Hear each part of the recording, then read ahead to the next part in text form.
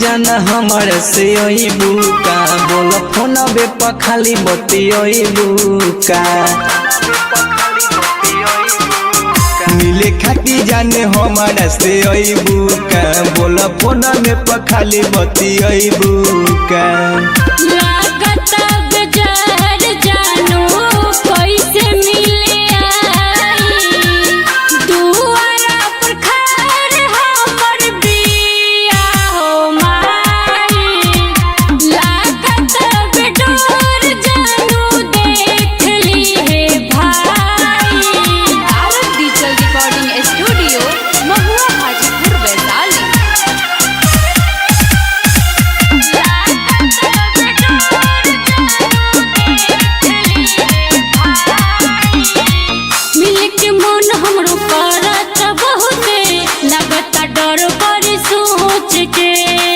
सोचे जानता हर मम्मिया भाई है जान तू बच के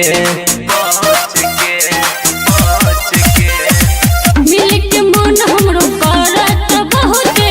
लगत डर पर सोच के सोचे जानता हर मम्मिया भाई है जान तू बच के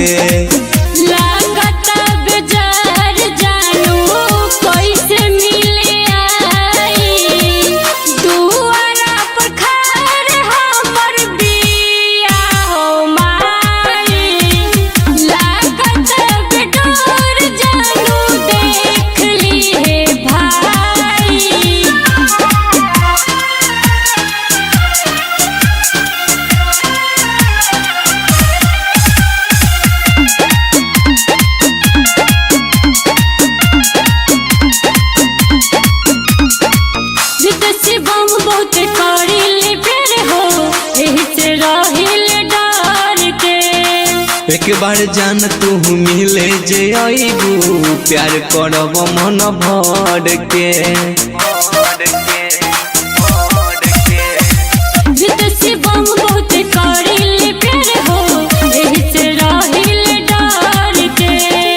एक बार जान तू मिले जे आईबू प्यार करब मन भर के